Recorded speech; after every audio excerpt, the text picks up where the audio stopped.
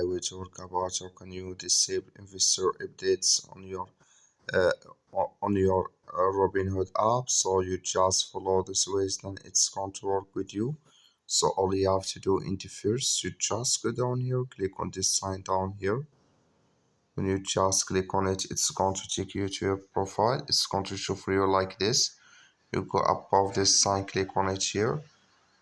So when you just click on it here, it's going to take you to this list. Click here on settings. So then it's going to take you to this list. Click here on notifications in the messages here.